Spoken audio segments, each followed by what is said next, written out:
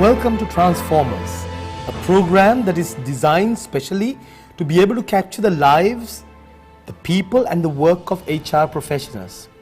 Today we have with us a special personality, Samitha Perera, a renowned HR professional who today is the CEO of CBL Foods International, brings together years of knowledge and experience and from various forums, from an HR professional to a CEO.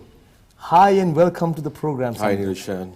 It's lovely to have you because you bring with you many dimensions of this particular topic we're going to talk about today, of performance management HR. For those of you who have followed our program, you know that we cover various aspects of HR. And today we have with us a person who will go into the depths and understand and discuss performance management. Samitha, from your perspective, to open the discussion, how do you see performance management being an important integral part of business? Well, Niroshan, it's a very interesting area, and also that when you commonly talk around in the business circle, I would say the performance management system is an enabler of performance of people in the organization at large, that it will help the organizations to enhance the performance. And so this is an area that many researchers going in details of how really enhance the performance of people, human being. And so it's need to be a very unique system. It has to be a system where that people will accept it. Sure.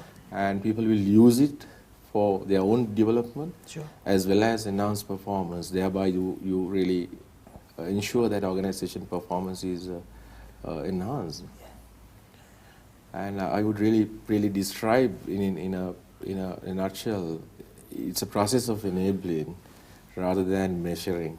Okay. You know, that's an important factor in the context of the human beings. That's a very important suggestion, because you're looking at it from an enabler, not just figuring out whether they have actually achieved it as such. Yeah, so you know that human being, like no one like to measure, like no one like to be in control environment. So when you work, it applies for the organization as well. Right.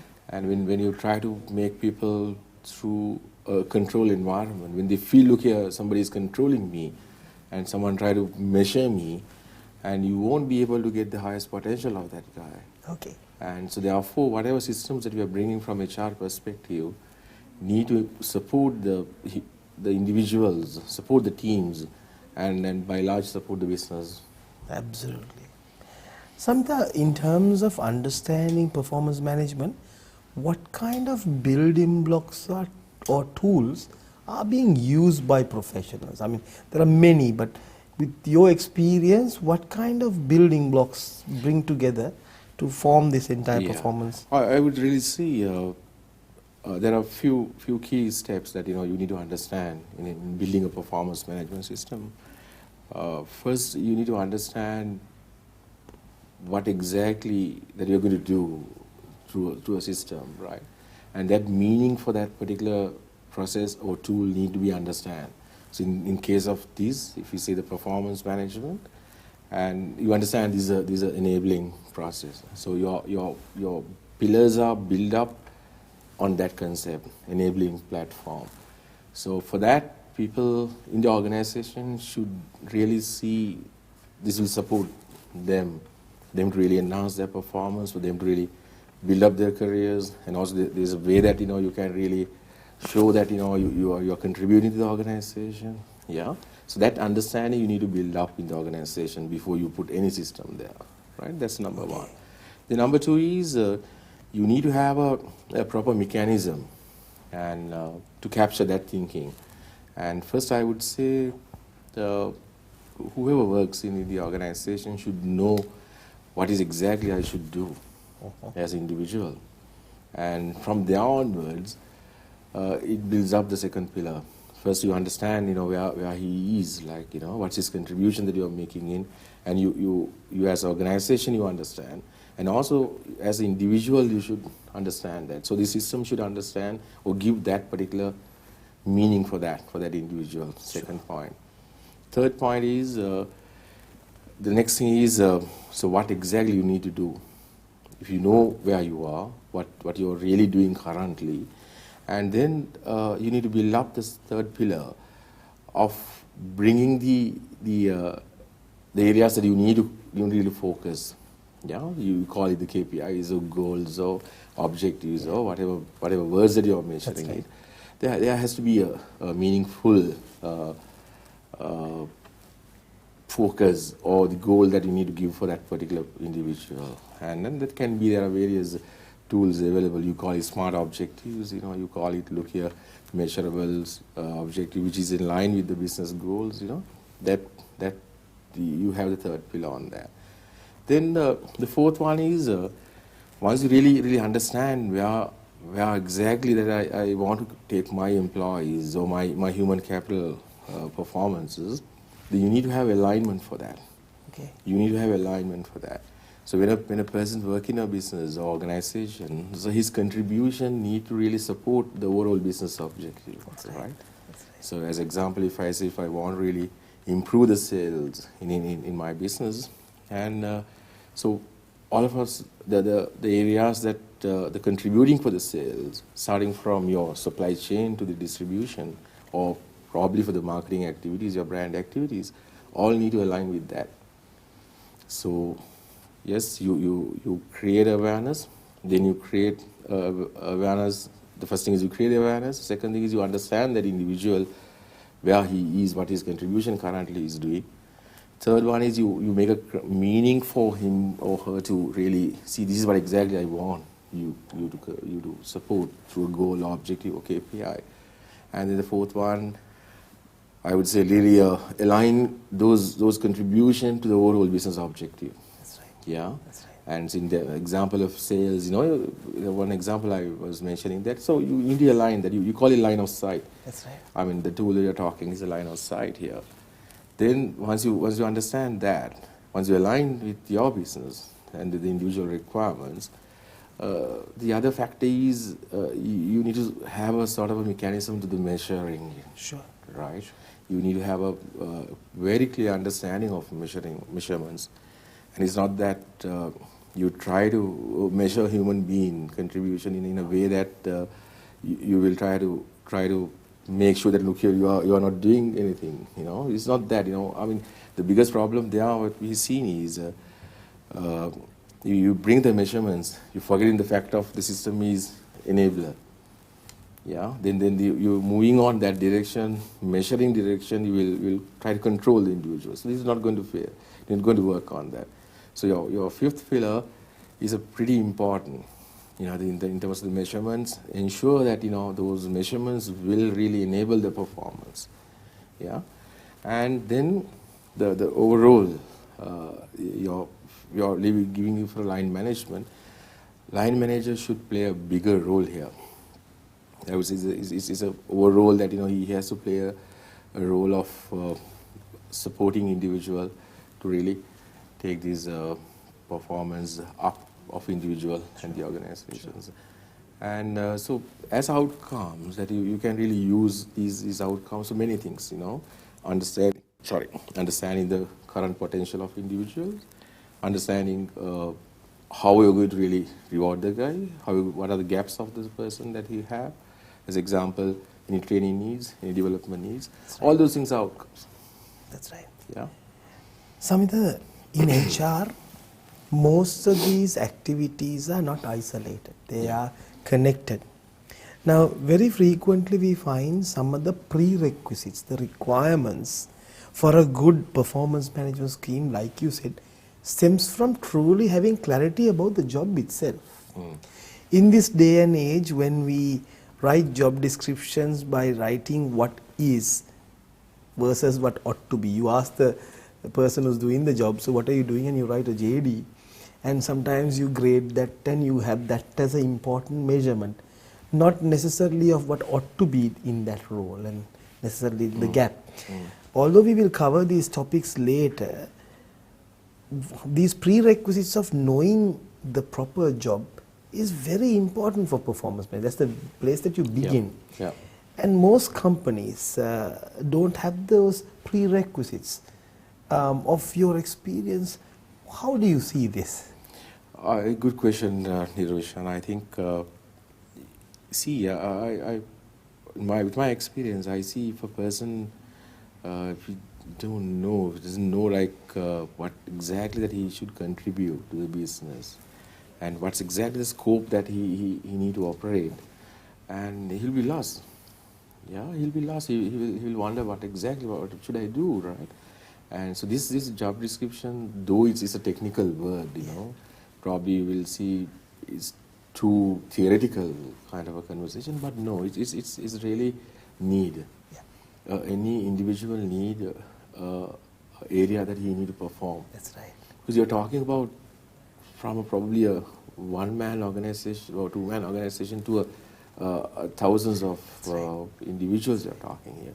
So if they don't have a direction to work, if they don't know what the contribution that I should make, what area that I would look at it, so that need to be there. So the simple job descriptions will give what areas that you need to focus, as well as what competencies you need to have in order to contribute to the organization. That's right. So that will be a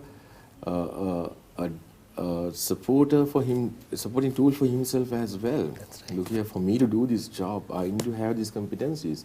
So if you really talk about these development plans and training plans, so those are the starting points. Absolutely. And without these starting points, going in for performance management is just a tool or a process. Yeah.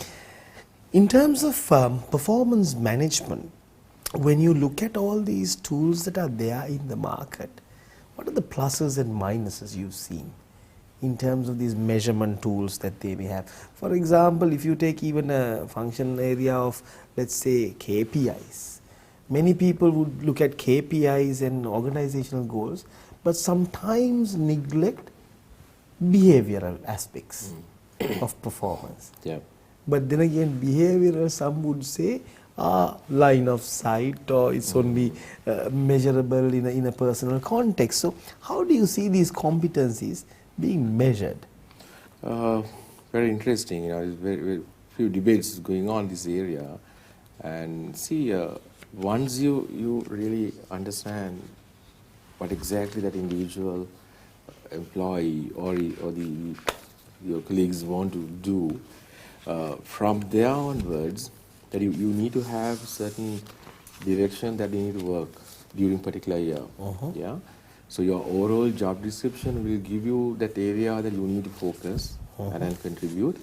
Your goals and objectives, or you can say KPIs or whatever, will come into play based on the business challenges for that particular year. Yeah. Yeah. And then in that, say suppose you're a supply chain manager. Yeah.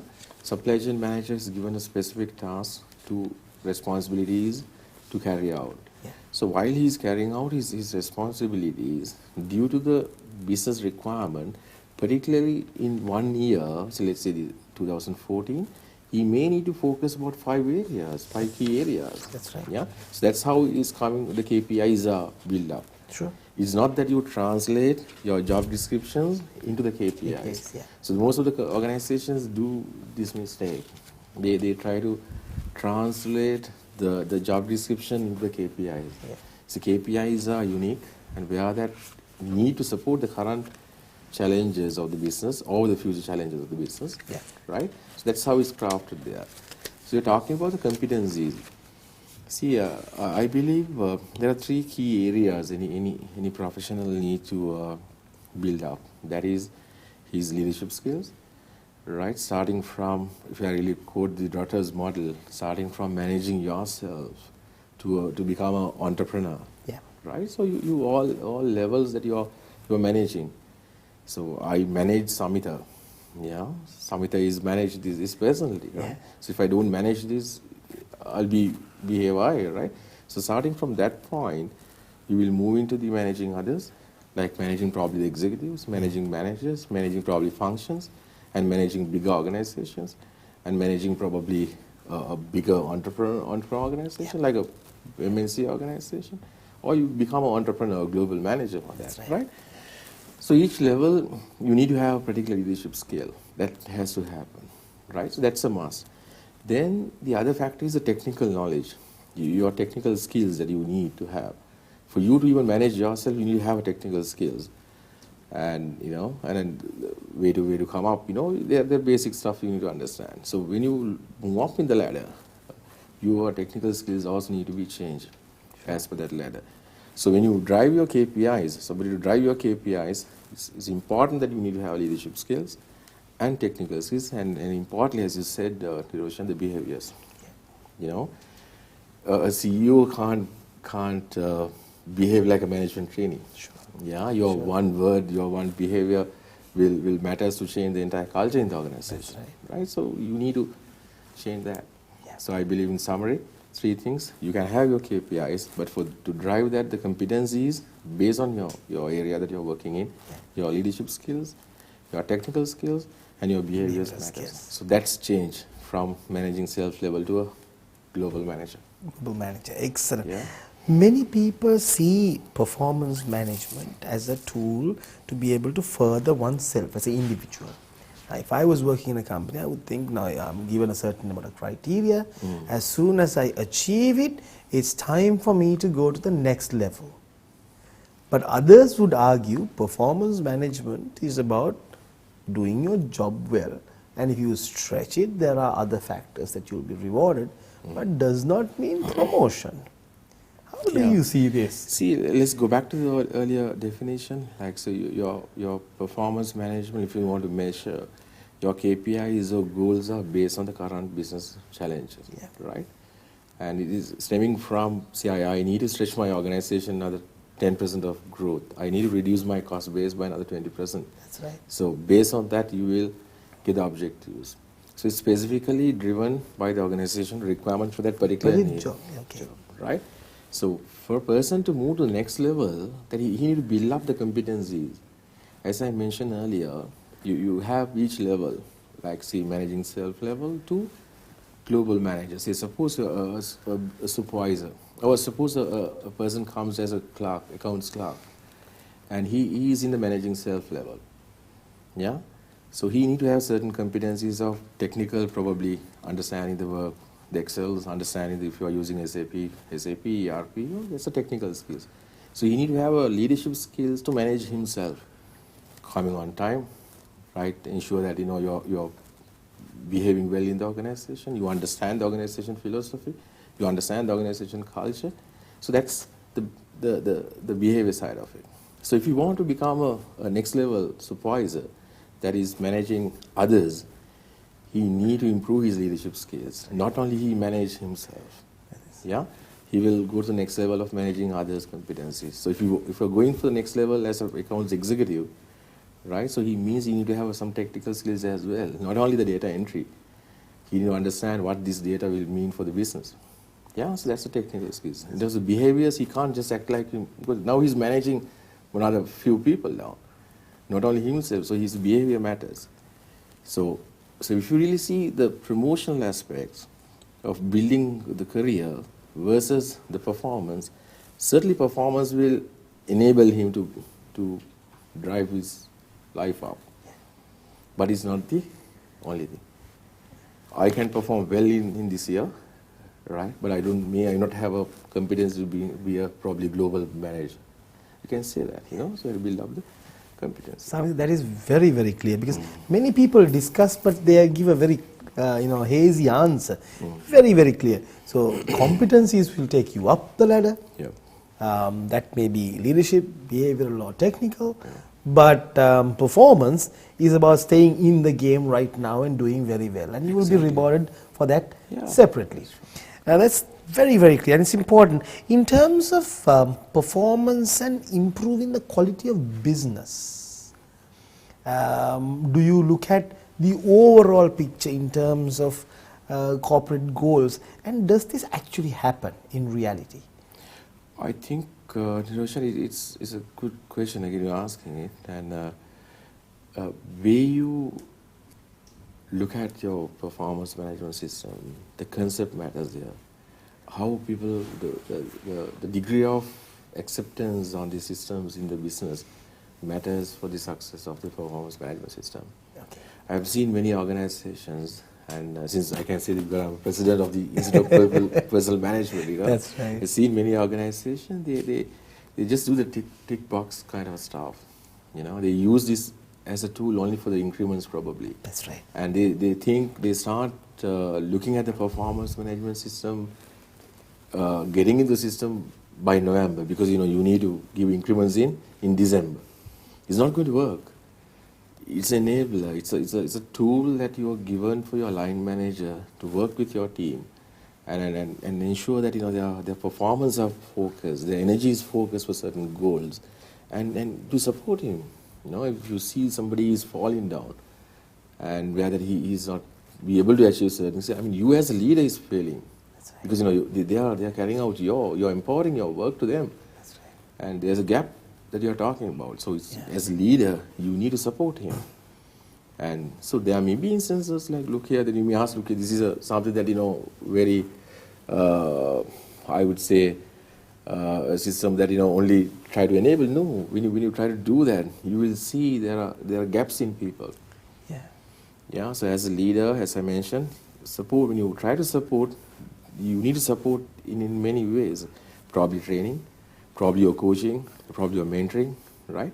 So failing those things, you will see that person or individual is not in a position to really perform at that level. Yeah.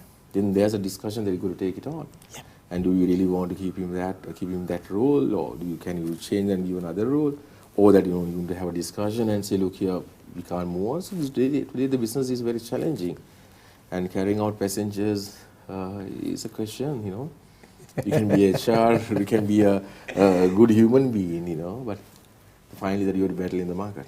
Which is interesting, Yeah. because you actually wear two hats. One being an HR person as a professional, and the other being a CEO. Yeah. So when you speak about people who are not necessarily performing, of course, we've taken all the mitigating steps of coaching and training and gap analysis and all that.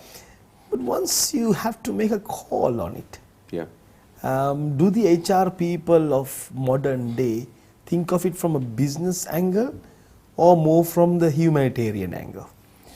I would say this is a gap, even the IPM, that we try to really bring this change in the professionals of HR now, where HR need to be business oriented, right? You need to look at the business people through the business. It's not that you are looking the business through people. If you try to do the other way, that there won't be business to survive for the people. It's as simple as that. If I give one sentence is like that. You build a business and build the people. Support people to make it. It's not that you're building people and then you're forgetting the business. You can't do that. Absolutely. I think recently we had Professor Dave Ulrich in Sri Lanka, and he asked the question, okay, the finance guys come to the board table with their finance and numbers, and so do the marketeers. And he goes on to ask this question, so what do HR people come to the table with? And I'm sure many in their minds had answers for it, but many had more questions. What do I actually bring forth for the organization? And I guess that's where, from an HR point of view, this alignment of the performance management scheme to the business requirements becomes that much more important. From a IPM perspective and your endeavors of developing the youth, who are many of our listeners today, what kind of development or inculcation of knowledge do you do specifically with performance management, but overall in HR? See, when a person comes out of his advanced level or the secondary education, and he is in the society, he start building up his career. So I would say whatever generation and whatever level that he is in the society, this performance management is there for anyone to success in their life or their career. Why? Because if I don't know where am I currently, I don't know what should I do for the next. And otherwise I may have a goal. So I may think, fine, I want to become an engineer, or I want to become a doctor, right? But you should know where you are. And for you to understand that, you need to have your own measurements. Yes, I want to become a doctor. Therefore, I am here now, right? My knowledge is here.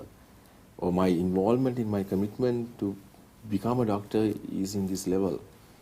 Yeah, so that measurement need to happen in every individual. All right. In the society as well at large, especially youngsters should understand. So if you want to get up your life, shine up as a career, you must have a goal and a commitment towards that. For you to do that, you must start measuring yourself now itself. Okay. And then have a simple system, where you are and where do you want to go, and therefore what should I do, and invest time on that. That's right. And in this journey, take us through what the Institute of Personal Management is supporting these youngsters and the professionals in the learning we process. do a lot on that. I think we have a syllabus that we actually is going to also revise now, also to be embed how we're going to build up a right HR professional. And we've seen at large what gaps are in the industry now. And therefore what kind of a professional need to be built up as HR manager. Okay. So we have a right technical skill input from our syllabuses. And also we have many interventions, like, all these tutors are like, from the industry, those who have the experience, who are really sharing the experience. So it's a transfer of experience to their classroom. That's what's happening there. And we have inculcated many case studies and also business solution questions, where they'll be able to understand the reality, what's going to be and what they're going to face, right? So it's a really coaching tool that we are using at large through our syllabus. Plus that, many interventions for them to showcase their talent. Like we have talent shows and we have many other events that are happening down there.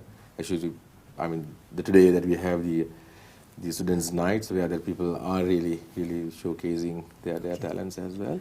So many interventions are being given, and apart from that, your CPD evening programs, discussions, and National HR Conference is another good example which is going to happen, and in June.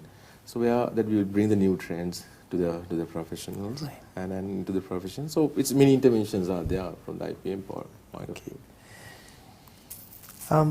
Just to talk a little bit about the technical aspects of performance management before we wrap up the show.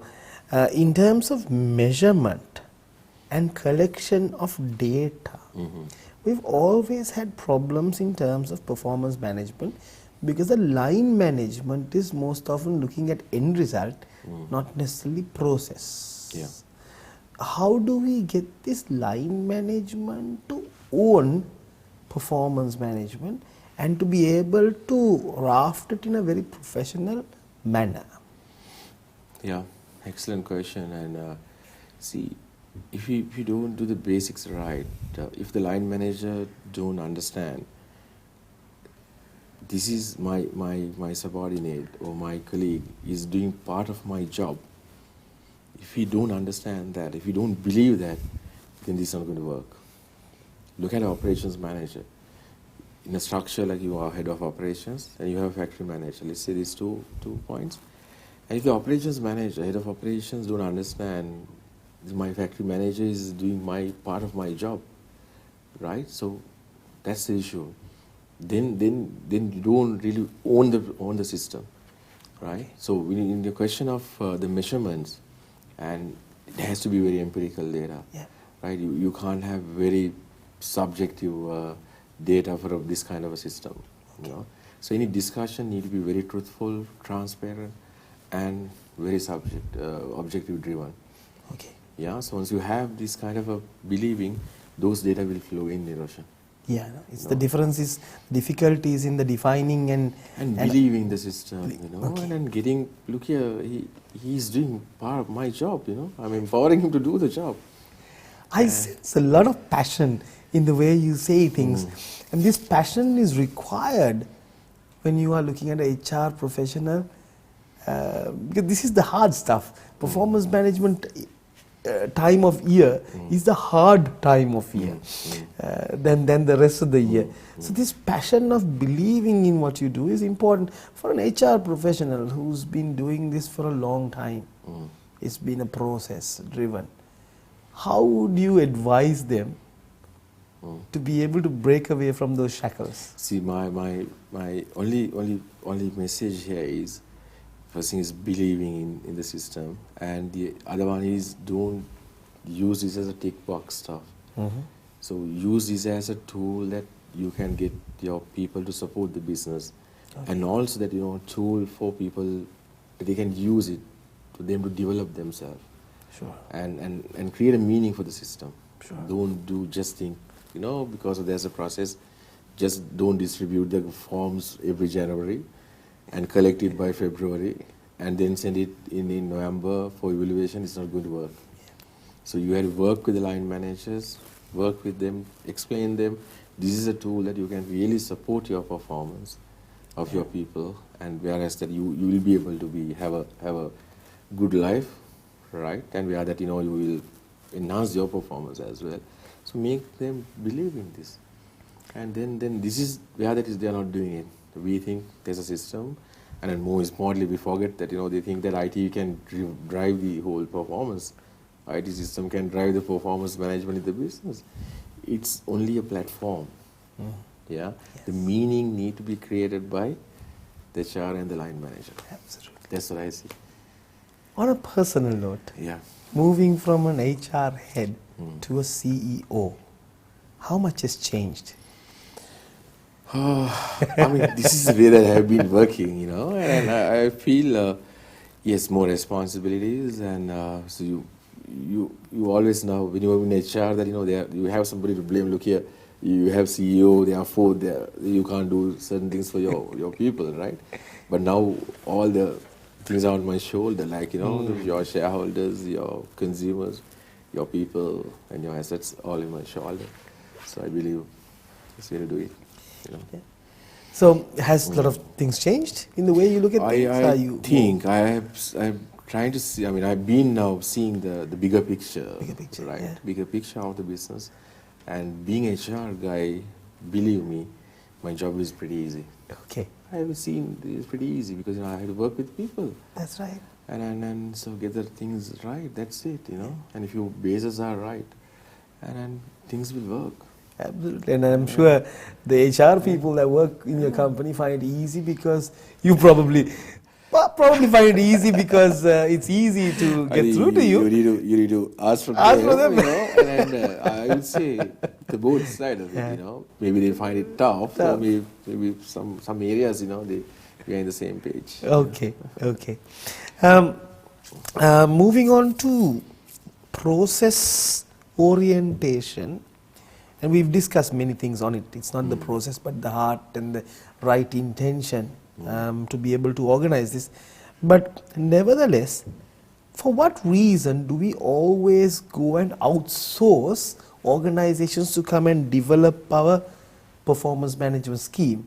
People who may not even understand the real aspects and aspirations of the organization. Many outside consultants. Technically, they are very, very sound. But is it practical? Samitha, is it practical? See, there are many systems, Niroshan. You've been in the game for a long time. You know the stuff you're talking. And there are many people, in developing this kind of stuff. I think organizations need to strike a balance here. They need to select the right person who knows the industry, who knows the systems, who knows what we're talking here. And otherwise it's going to be tough. See, it's not going to be you take a shelf model and try to go and apply here. It's not going to work. See, look at the pillar one, people to believe the system, ensure that they understand the system, understand there's a meaning for it, for the business and for them. So if you don't create that, these things will become is driven by the management, so-called management. It's not going to work long term. It needs to evolve from the business. You need to work for the people and say, this is what we can, you can use this system for us, rather than you crying for increment in December. And perform and then challenge the business and say, look, I have performed, therefore, what is it? That's for right. me, right? That's right. So they will give a platform for individual to really move on and fight with the organization. Sure. And it's interesting. We celebrated Mr. Balatampo's 92nd birthday yesterday. And he's one of those individuals who've really fought for the rights of many employees. I bring this thought one day when I was listening to some of the conversations where I saw sometimes businesses do well and people perform very well for businesses, but at the end, sometimes the return back to them is not that positive. So yes, you have all these performance management schemes, so you're given the numbers, you're told the behaviors, and you perform immaculately well. And sometimes they even publish saying business has done so well, and you have all the PowerPoints telling you how the business has done well. But when it comes to this year's increments, we may not be able to show that. And from an HR point of view, sometimes it's disappointing, but then again, they have to go ahead with it. In your experience, Samitha? It's a very challenging question. Actually, I have worked with Mr. Balatampo and with a few other unions as well.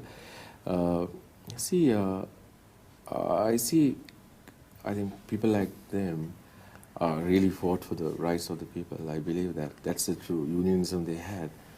And so it's your how do you really communicate? How far that you are transparent with them. Yeah. And so when you're, I'll give an example for you to explain this. When your business margins in that particular industry probably very, very thin, right? So then in the industry itself drive certain rewards for that particular segment of people. Right? If I really say the industry, probably in oil industry or tobacco industry or beverage industry, right? Or FMCG, you have different margins due to the business challenges that you are working in that particular country or the region. And so that will lead the compensation for the organization. Yeah? And we won't be able to, even in the oil industry, we won't be able to pay like the upstreams, we have good business margin for that, because that's where that industry is. It gives you certain level of compensation for that particular industry. So that translates back to the organization as well, that the organization in that particular industry. So when you can't really explain these two, number one, if you can't explain these two, then you have ambiguity. Yeah, the organization making 20 billion or 60 billion revenue, right? And then why not for people? But you look at only the top line. Top line. So when you go down and say, look here, probably you are working on about maybe 3% or 5% margin on it, right? You have all the other overheads related to that industry.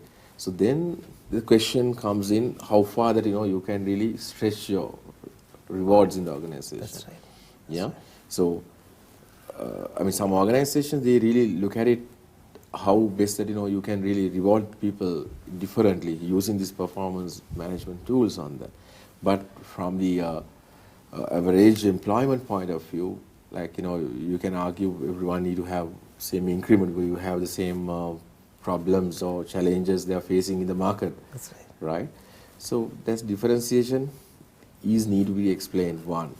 The transparency. The second is, there are some organizations, though that they really earn, have good margins, they don't think on the people.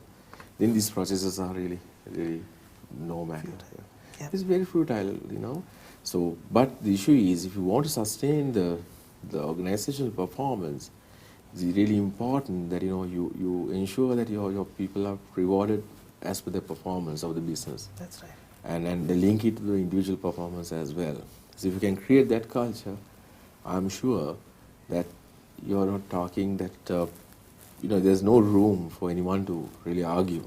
Your people are being rewarded well, and as per their performance, and the organization is performing in terms. When you can argue in the other way. You don't have these tools, also organization can suffer. because you are not, don't have a right tool to reward people, right? Yeah, so it's both ways. Absolutely. Samitha, what a wonderful discussion. Performance management being an important block of many of the discussions we are having within this program of Transformers. We are proud and privileged to have you with us during this program, and the many years of experience and from different diverse viewpoints, how you were able to explain about how you believe performance management should ideally be performed. So Samitha, thank you so much for being with us in this program, and we thank you because many of our people, professionals and students would love to see this diverse view of how you look at HR. Thank you very much. Thank you, Niroshan. Thank you for inviting me here. I'm glad to be here. Thank you.